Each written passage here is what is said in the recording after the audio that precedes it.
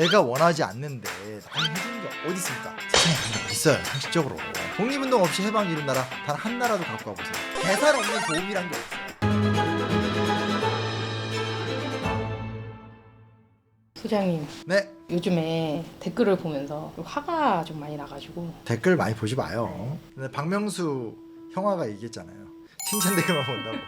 호감도순 위주로. 우리나라 독립운동을 의미를 조금 약화시키고 미국에 의해서 해방이 됐다, 이런 식의 댓글이 좀 많이 보여서.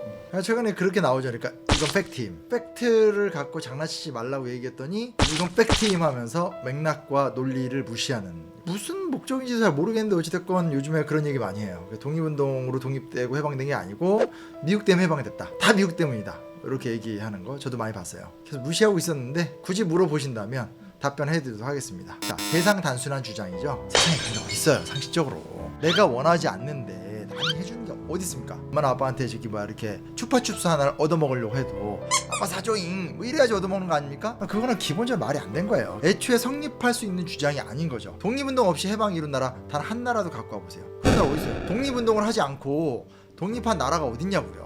사실 이런 게 있어요. 뭐 따져보게 되면 뭐 예를 들어서 해방이 됐어요. 해방이 됐는데 해방이 되는 메커니즘 과정을 보게 되면 제국주의 국가들이 그 제국주의를 유지하지 못하니까 이제 무너지는 거잖아요. 그때 이제 패거리가 두 개로 나뉘는 거예요. 그래서 한쪽은 계속 식민지를 있자, 식민지를 있는 게 유리하다, 그래서 우리의 기득권을 유지하겠다, 이런 사람이 있는 거예요. 아니면 이완용 천진 거죠. 근데 세계의 대세가 제국주의가 유지가 안 되기 때문에 결국 이런 세력은 다 무너져요. 여튼간에 그런 경우는 있다. 그러니까 어떤 해방이 될 때 해방이 되는 걸 싫어하면서 버티는 사람들이 있는 나라가 있다. 그리고 대부분의 나라들은 엄청난 투쟁을 하죠. 인도 같은 나라도 오랫동안 싸웠고, 뭐 중국도 그렇고, 세계에 있는 모든 나라들이 자주권을 잃은 상태에서는 오랫동안 그 자주권에 대한 싸움을 했기 때문에 독립 없이 해방을 이룬 나라가 있다? 이건 너무 애초에, 그러니까 무슨 말을 해야 될지 모르겠어요. 좀 깊이 들어가서 얘기해 봅시다. 아마 이 사람들의 의도라는 것은 미국이 해방시켜 준 게 주 요소이다, 뭐 이런 거 아닐까 싶어요. 최대한 제가 이해를 하려고 했을 때 미국이 해방시켰다는 말이 도대체 무엇을 의미하는가 또 묻고 싶어요. 미국이 한국의 독립운동 세력을 후원했기 때문이냐, 아니면 미국이 일본을 무너뜨렸기 때문이냐, 아니면 미국이 소련과의 합의를 통해서 분단을 시키고 남한에다가 군대를 주둔시켰기 때문이냐, 그것도 아니면 미국이 반공 국가인 대한민국을 만들어 주었기 때문이냐, 그것도 아니면 뭐냐. 즉 무슨 얘기냐면 그냥 닥치고 독립운동은 별 볼 일 없었고 미국 때문에 우리 해방됐다, 그 문장 자체는 설득력이 없다라는 거예요. 독립운동의 가치를 폄하하는 건 그렇다 치고 미국이 해방시켰다라는 말의 의미와 저희가 뭔지에 대해서도 사실은 체계적으로 설명할 필요가 있다라는 거죠. 그걸 안 한 상태에서 어떻게 얘기를 하겠어요. 어차피 댓글러들이 체계적으로 설명 안 해줄 거기 때문에 제가 체계적으로 답변을 한번 해보도록 할게요. 가장 중요한 거는 1943년 카이로 회담입니다. 카이로 회담 내용 중에서 이런 말이 나와요. 새 연합국은 인민이 노예적 상태에 놓여 있음을 유념하면서 한국이 적절한 시기에 자유롭고 독립적인 국가가 될 것임을 결의한다. 이게 뭐냐? 카이로 회담이 미국과 영국과 중국이 합의 본 사항이에요. 미국의 루스벨트 대통령, 영국의 처칠 수상, 그리고 중국의 장제스 총통, 셋이 합의를 본 거예요. 이 카이로 회담의 배경은 뭐냐면 실제로 1920년대 30년대까지만 하더라도 미국의 아시아 파트너는 일본이었거든요. 근데 아시다시피 일본이 37년 중일전쟁 이후에 태평양 전쟁까지 벌이면서 아시아에서 미국에 저항을 하는 거죠. 대항을 하면서 이제 막 전쟁 폭주 국가가 되는 거죠. 그러니까 미국 입장에서 아시아 문제를 어떻게 해결할 것인가를 볼 적에 초기에 미국이 아니라는 건 뭐냐면 미국과 영국과 중국을 끌어들여서 일본을 제어하자는 거예요. 아시아 지역에 실질적으로 뿌리내린 세력과 파트너가 같이 가긴 가야 되잖아요. 그러니까 이제 일본으로 안 되니까 중국을 끌어들인 건데 그 당시 중국의 지배자가 민족주의 지도자 장제스 총통이니까 끌어들인 거예요. 근데 이 장제스 총통 같은 경우는 널리 알려졌다시피 이 홍콩 공원에서의 윤봉길 의거 때 굉장히 큰 감동을 했고 그 이후 김구가 이끄는 임시정부 세력과의 긴밀한 관계를 유지해 왔단 말이에요. 근데 이걸 이제 역으로 이용한 거예요. 한신준 교수라든지 현재 많은 역사가들이 이걸 아예 문서까지 다 발견해냈는데 태평양 전쟁이 터졌다, 2차 세계대전이 터졌다, 이대로 가면 일본 패망한다, 그러니까 우리는 뭘 해야 된다? 임시정부 승인 작업을 받아야 되고, 가만히 보니까 장제스 총통이 지금 미국과 영국을 만나러 간다, 즉 동아시아 포스트 전후 질서를 짜러 가는구나, 이걸 알게 된 거예요. 그래서 이제 장제스 총통과의 수차례 면담을 시도해요. 그때 이제 그 면담을 주도했던 건 당연히 이 김구 같이 이제 언급되는 게 외무상이었었던 조소왕, 그리고 이제 부주석이었었던 김규식, 그리고 이 김원봉 정도가 이제 많이 이야기 됩니다. 그래서 이제 실제로 그 대화록을 보게 되면 제일 처음에 장제스가 거절해요. 그러다 결국은 장제스가 받아들이고 약속을 지키는 거죠. 그래서 거기 가가지고 장제스가 미국과 영국의 지도부들한테 즉각 독립을 하자. 일본 패망하면 한반도 독립시켜주자. 이거는 정략적인 생각이에요. 무조건 조선의 독립운동을 우대하는 것이 아니라 어차피 일본이 무너지고 나면 한반도에 대한 패권, 영향력 문제가 있을 텐데 거기에 우리가 깃발 꽂자 이런 거예요. 계산 없는 도움이라는 게 어디 있어요. 그리고 그거를 루스벨트는 호의로 여겼는데 처칠이 반대를 하거든요. 그래서 원래는 즉각적 독립인데 방금 전에 말씀드렸듯이 적절한 시기에 독립을 하겠다라는 이 어떤 그 장제스 중국의 요구와 처칠 영국의 반대 사이에 절충안을 마련한 거예요. 그래서 실제로는 해방이 어떻게 이루어졌는가로 얘기할 적에 가장 직접적인 미국의 영향력을 계산한다면 미국이 일본을 이겼기 때문에 실제로 한반도가 해방이 될 수 있었죠. 근데 그 과정을 좀 따져보게 되면 사실 임시정부를 중심으로 한 이 중국에서의 독립운동 세력의 치열한 외교전, 그리고 그것을 인정해줬고 용인해줬고 오랫동안 어떤 연대의 형태로 이 흐름을 맞춰왔었던 중국 국민당 세력, 그리고 장제스의 정치적 계산 같은 것들이 맞물리면서 해방이 진행된 거죠. 그럼 여기에 미국의 역할이 있다라는 걸 부정할 수는 없지만 독립운동의 역할이 없었어요? 굉장히 결정적이었고 중요했다라는 거죠. 이런 걸 무시하고 다 입증되고 논문이 있고 사료가 있고 자료가 다 있는데 이걸 다 거두절미 필요 없고 독립운동 때문이 아니라 미국 때문이다. 미국이 해줄 동기 유인이 없잖아요. 그렇게 얘기하면. 카이로 회담의 어떤 그 외교 문제에서 우리 독립운동가들이 어떤 역할을 했는가를 말씀을 해주셨는데 그 해방 전에 미국에서는 어떤 일이 있었는지를. 미국에서도 재밌는 일들이 있었습니다. 일단 미국은 그 당시 크게 두 세력으로 나뉘어집니다. 하나는 이제 이승만이 드디어 재기를 하려고 하죠. 이승만과 김구가 다시 연락이 닿아요. 그래서 어찌됐건 이제 김구와 임시정부 입장에서는 대미 외교를 펼치려면 미국 라인이 필요한데 어찌됐건 오랜 기간 동안 미국에 거주했었던 이승만과 이승만 추종 세력들 이 계열을 끌어들여서 뭔가를 해야 된다. 왜냐면 당시에는 이제 도산 안창호는 죽었잖아요. 실질적으로 오랜 기간 동안 미국에서 그 저명한 독립운동가이자 박사학위 그리고 영향력을 갖고 있었던 이승만과의 어떤 연락을 통해서 새롭게 재기를 도모합니다. 구미위원부를 재건하고 이승만을 중심으로 한 대미 외교전을 펼치게 돼요. 또 하나 좀 모르겠는 이야기가 있는데 이 당시에 사실은 새로운 이승만의 라이벌이 등장해요. 그게 누구냐? 한길수라는 사람이 등장해요. 처음 들어보시죠? 한길수가 사실은 우리한테는 지금 거의 잊혀진 사람인데 인터넷 찾아보시면 이 사람 영화도 있어요. 한길수가 미국에서 그 당시 유명했던 사람입니다. 왜 이 사람이 유명했냐? 일본이 진주만을 포격한다, 일본이 미국을 공격한다, 이걸 예언해서 맞춘 사람이에요. 그래서 그 당시에는 굉장히 한길수가 유명해졌습니다. 근데 한길수가 되게 젊거든요. 그러다 보니까 이승만 입장에선 노회한 혁명가로서 지금 내가 다시 재기하고 내가 뭔가 주도권을 잡아야 되는데 이 자식 뭐야? 반대로 한길수 입장에서도 아유 언제까지 저런 인간들한테 내가 할 거야 이러면서 사실은 크게 이승만 계열과 한길수 계열 간의 갈등이 심해요. 미국 내에서는 이승만 계열의 임시정부 승인운동, 한길수 계열의 어떤 활동, 한길수 계열에서 이루어낸 가장 큰 성과는 이건 좀 좋은 얘기는 아닌데 2차 세계대전 기간 동안 미국에 거주하고 있는 일본인들을 강제로 이렇게 다 수용소에 가뒀거든요. 그거 밀어붙이는데 굉장히 큰 역할을 했던 사람이에요. 인권 유린이어서 지금은 이제 미국에서 사과했어요, 공식적으로. 왜냐면 그 사람들 미국 시민인데 일본인이란 이유로 가둬둔 건데 여튼 한길수 입장에서 이제 그 당시 진주만 사건 터지고 하니까 뭔가 하려고 해서 했던 거죠. 그래서 이 두 세력이 굉장히 크게 대립과 갈등과 반목을 하고 있었어요. 근데 이런 얘기하면 또 이래요. 독립운동하는 인간들 맨날 대립과 반목한다. 독립운동도 정치입니다. 세상에 모든 곳에 사람이 2명 이상 모이면 권력 싸움이라는 게 있습니다. 저희 집안에도 있어요. 저희 집안의 권력 4인자. 1인자인지 4인자인지 좀 헷갈려요. 그래서 뭔가 집안 분위기 보면 내가 제일 탑인 것 같긴 한데 뜯기는 거 보면 내가 막내 같기도 하고 약간. 그리고 또 한 계열은 뭐가 있냐면 이제 그 어차피 태평양 전쟁은 일어났고 이민 2세대 3세대 내려오니까 이제 한반도에 대한 책임감은 있는데 잘 모르는 거예요. 이런 사람들 중에 상당수가 미군으로 입대를 해요.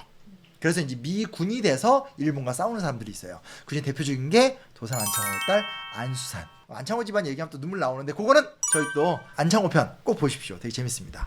그래서 이런 흐름들이 있었죠. 그래서 이런 흐름들이 있었기 때문에 이 조선인들이 독립을 위해서 활발하게 활동한다는 사실을 미국인들도 알고 있었어요. 반대로 물어볼게요. 미국은 어땠을 것 같아요? 미국은 주로 군부나 CIA는 이때 없었고 CIA의 전신인 OSS 이 두 집단에서는 이 한인들에 대한 관심이 높았죠. 왜냐면 적의 적은 우리 편이니까 결국 중국인들이 저렇게까지 일본인과 열심히 싸우는 건 서로 앙숙이니까 싸우는 거잖아요. 그런 것처럼 이 조선인들을 좀 활용하면 괜찮겠다라는 좀 생각이 있었습니다. 그래서 뭐 예를 들면 1943년 5월 7일 날 한국 문제 관련해서 미국의 정보 당국의 실무 대표자들이 쫙 모여요. 거기 모였던 사람들 중에서 뭐 예를 들면 육군부 정보국 동양 담당 코드웰, 그리고 그린웨이 중령, 그리고 정보국 극동과 키니, 극동조의 조지 맥현, 연방수사국 FBI의 틸만, 해군부 정보국 방첩과 동양 담당 데이비스 등등등이 모입니다. 이들이 모여서 조선인들을 어떻게 활용하지? 이렇게 써볼까? 저렇게 써볼까? 이런 식의 회의가 요거 하나만 있는 게 아니라 여러 개가 있어요. 그리고 그런 과정 속에서 뭐 광복군을 직접 지원하면서 국내 진공 작전을 펼치는 것도 있고, 넵코 프로젝트, 뭐 독수리 작전이 이래서 아예 그 재미교포죠. 요즘식으로 말하면 교포들을 활용해서 그 사람들을 특수훈련을 시키는 전략들 같은 것들도 많이 논의가 됐습니다. 다양한 형태로 이제 조선인 독립운동가들을 어떻게 활용할까 고민하는데 나름 내린 원칙이 있어요. 그 원칙이 뭔지 알아요? 첫째, 한국 독립운동 단체들 가운데 어느 단체에 대해서도 대표권을 승인하지 않는다. 둘째, 지금 시점에서는 한인을 이용한 직접 행동이 바람직하지 않다. 셋째, 한인들의 반일적 감정과 요소를 이용해야 한다. 약간 이상하죠? 거꾸로 이야기하면 한인들이 갖고 있는, 조선인들이 갖고 있는 이 반일적 투쟁의식은 이용을 하고 활용을 하는데, 그럼에도 불구하고 얘네들 중에서 어떤 대표부를 승인하거나 얘네들을 너무 크게 활용을 하면 우리 미국의 주도적 리더십에 문제가 생길 수 있다. 그러니까 적절하게 이용을 하되 얘네들이 뭔가 자치정부를 요구한다라든지 뭐 2차 세계대전 끝난 다음에 권리를 요구한다라든지 이런 것들은 다 막아야 된다. 쉽게 말하면 이용은 해서 이 반일 전선을 강화시키고 저 일본 제국주의를 타도하되 조선인들한테 동아시아 특히 한반도의 운명을 맡기지 않는다. 이게 전략이 있었다는 거예요.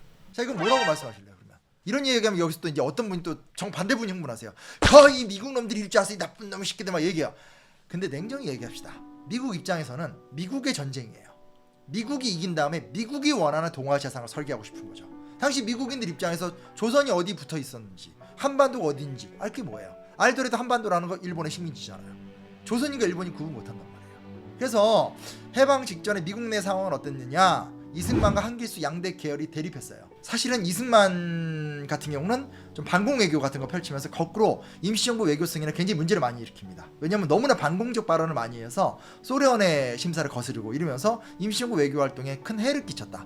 이승만 대통령의 대미 외교는 사실 굉장히 비판적입니다. 어쨌든 말씀드리고 싶은 사실은 뭐냐면 기본적으로 미주 지역에서도 미주 한인들이 굉장히 독립운동을 위한 노력을 많이 했다라는 거, 그 흐름이 있었기 때문에 그거를 이용하려는 미국의 어떤 군수 내부의 고민도 있었다는 거. 하지만 미국은 미국의 입장대로 판단했고, 굳이 정확히 문자 그대로의 싸움을 원한다면, 팩트 그대로의 싸움을 원한다면 미국은 쉽게 말하면 일본은 무너뜨리기 원했지만 한국을 해방시켜줄 생각은 없었다는 거죠. 되게 무섭고 차갑죠, 그렇죠? 근데 지금 여기서 너무 쉽게 가치 판단을 빨리 하지 마세요. 우리가 하나하나 생각해 보자는 얘기인 거죠. 그 해방 후에 미국이 또 우리나라 한반도 문제, 그 대한민국을 어떻게 대했는지도 좀 설명해 주시면. 다 됐고 어찌됐건 미국이 일본 이겼고 들어와가지고 우리 자유대안을 세워줬잖아. 방공국가 세워줬고 전쟁 지원해줬잖아. 이런 믿음이 있는 거 아닙니까? 뭐 결과적으로 그렇죠. 근데 내용을 따져보면 역시 또 기대에 다 어긋납니다. 첫 번째 38도선 분단 미국 주도했고요. 두 번째, 초기 미국의 정책은 좌우합작입니다. 소련을 파트너로 삼아서 실제로 소련과 더불어서 어떤 그 좌우가 공존하는 통합정부를 세우려고 했었죠. 세 번째, 이게 가장 충격적인 얘기일 텐데요. 미국은 이승만을 좋아하지 않았습니다. 이승만을 어떻게 해서라도 배제시키려는 게 미국의 국무부의 입장이었었고요. 네 번째, 샌프란시스코 강화회의. 일본이 전범국가에서 정상국가로 넘어오는 과정에서 대한민국의 의견을 아예 배제시켜버립니다. 즉, 초기 미국이 한반도와 대한민국을 어떻게 됐나? 여러분이 갖고 있는 생각과 전혀 반대죠. 38선을 주도했단 말은 무슨 말이냐면 잘 알다시피 이게 미국의 전략대로 상황이 안 가요. 왜냐면 실제로 2차 세계대전이 진행되는 과정 속에서 일본의 저항이 되게 드셌고 그 상황 속에서 미국은 소련의 참전을 요구합니다. 소련의 참전을 요구했었던 배경은 두 가지가 있는데 하나는 뭐가 있냐면 이때 미국은 영국과 프랑스를 신뢰하지 않습니다. 미국의 2차 세계대전 그리고 냉전 본격화되기 전 한 46년까지 전략이라는 것은 영국과 프랑스를 적절하게 제어하는 도구로서 공산주의 국가 소련을 활용하겠다라는 거예요. 미국의 초기 부대가 주로 이제 그 아직까지 오키나와 전선에밖에 없을 때 소련군의 참전을 미국이 요청했고 소련군이 이미 함경도로 들어와요. 이대로 놔둬버리면 동맹국이긴 하지만 소련이 일본까지 들어올 수 있잖아요. 그래서 이 미국의 생각에서 가장 큰 고민은 뭐냐면 어떻게 해서라도 일본 그 열도만큼은 우리가 차지해야 된다 해서 미국이 던 러스크, 찰스 본스틸 뭐 이런 사람들이 주도했었던 아닌데 소위 말하는 38선 이남 이북을 나눠서 38선 이북과 만주는 소련군이 주둔하고 38선 이남과 일본 열도는 우리 미군이 주둔하겠다 제안한 거예요. 소련 입장에선 참전한 지 일주일밖에 안 됐거든요. 대박.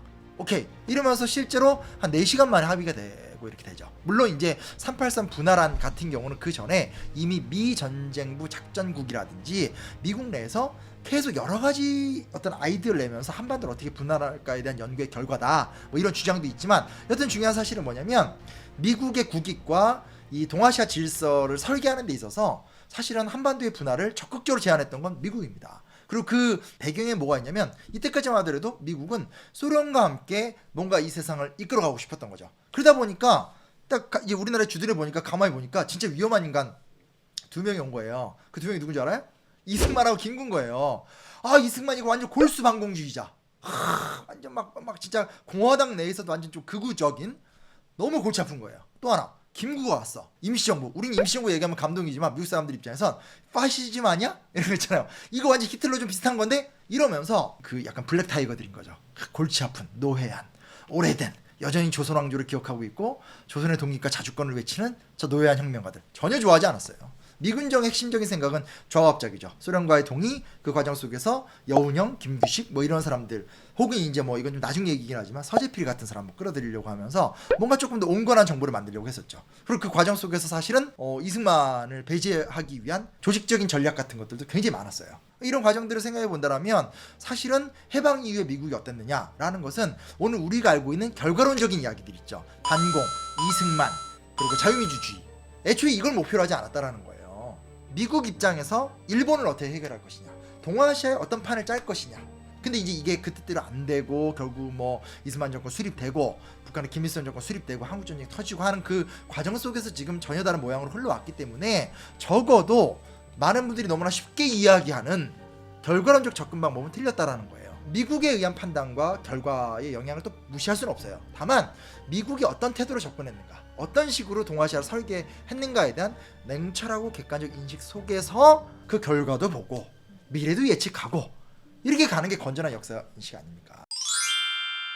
요즘에 역사 왜곡을 넘어서서 팩트라는 이름으로 그냥 앞뒤 다 자르고 팩트니까 이건 올바라 희한한 문화가 새로 생겼어요. 근데 모든 것들은 맥락이 있다라는 거예요. 그 맥락과 결을 생각해야 되는 거고 역사는 결과론적으로 보는 게 아니죠. 과정 속에서 볼 필요가 있는 거죠. 과정 속에서도 보고 결과로도 보고 그래서 연구라는 게 필요한 겁니다. 전문가는 전문성을 또 시민들은 시민의식을 바탕으로 교류하면서 더 나은 역사인식으로 나아가게 되는 거죠. 근데 지금 너무 반칙들이 많이 하는 것 같아요. 무책임한 행동들이 많이 하는 것 같아요. 역사는 정치 얘기가 아닌데 그리고 이건 이미 뭐 정치 그런 이야기가 아니라 그냥 무분별한 좀 역사인식 같은 것 같아서 제가 이런 이야기를 해드렸어요. 앞으로 가끔 이런 재밌는 이야기들 하나하나 좀 해드리도록 하겠습니다.